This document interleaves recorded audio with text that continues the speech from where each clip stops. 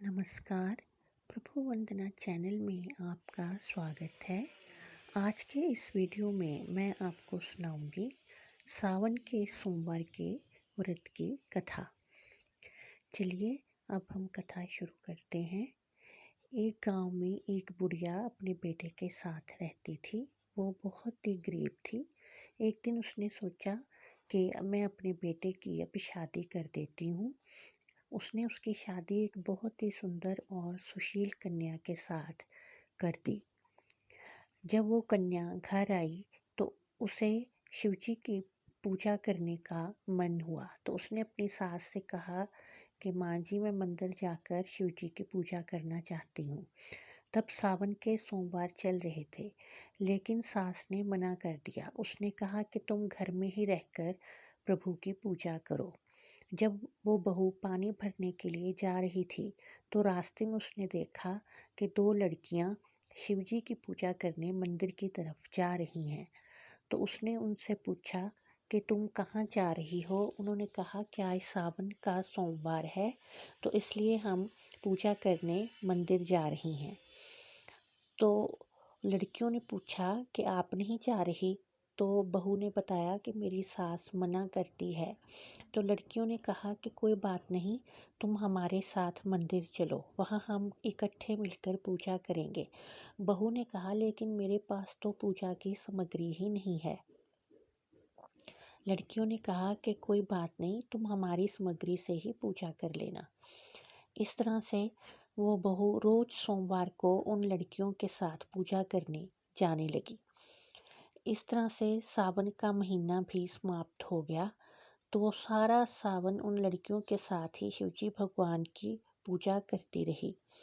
वो पूजा भी उन्हीं की पूजा सामग्री से करती थी। तो जब सावन के सोमवार का आखिरी दिन था तो उसने सोचा कि मैं तो सारा महीना इन्हीं की सामग्री से पूजा करती रही हूँ। मैंने शिवजी को अपनी तरफ से तो कुछ भी अर्पण नहीं किया। तो उस दिन आखिरी दिन था तो उसने अपने नाक से सोने की नथ उतारी, उसे धोकर शिवलिंग पर चढ़ा दिया। तो जब वो घर आई तो बहुत छुप छुप के इधर उधर आंख बचाकर अपनी सास से सारा काम कर रही थी। तो उसकी सास ने ध्यान से देखा कि इसके नाक में सोने की नथ नहीं है। तो उसने अपनी बहू से पूछा कि बहू, तुम्हारी सोने की नथ कहाँ है? तो उसने कहा कि जब मैं पानी भरने गई थी तो इधर उधर गिर गई होगी। तो सास ने कहा कि चलो फिर हम चलकर उसी रास्ते पर ढूंढते हैं। उस रास्ते पर उन्हें नथ नहीं मिली। तो फिर सास ने अपनी बहू से कहा कि तुम और कहाँ गई थी? तो उसने कहा कि मैं तो उपले थापने भी गई थी। तो सास ने कहा कि चलो फिर हम जहाँ तूने गोबर के उपले थापे थे वहाँ देखते हैं। तो सास और बहू दोनों वहाँ पर देखने लगी। तो उन्होंने एक एक उपला खोल के देखा। तो बहू दिल में बहुत डरी हुई थी। जैसे ही सास ने पहला उपला खोला तो उसमें सोने की नथ मिली। दूसरा खोला तो उसमें फिर एक सोने की नथ मिली। इसी तरह बहू भी जो उपले खोल रही थी उसमें से सोने की नथ निकल रही थी। तो सास ने अपनी बहू से कहा कि बहू, ये क्या माजरा है, मुझे सब अच्छी तरह से बताओ। तो बहू ने डरते डरते कहा कि माँ जी, मैं सावन के सारा ही महीने शिवजी का पूजन दो लड़कियों के साथ जाकर करती रही हूँ। तो उसने सारी बात बताई कि मैंने सारा महीना उन्हीं की सामग्री से पूजा की थी। तो मेरे मन में आया कि मैंने शिवजी को कुछ भी अर्पण नहीं किया, इसलिए मैंने अपनी तरफ से उन्हें अपनी नथ उतार कर शिवलिंग पे अर्पण कर दी। तो सास ने कहा कि बहू, अब तो हम दोनों ही इकट्ठे मिलकर हर साल सावन के महीने में शिवजी की पूजा करने जाया करेंगे।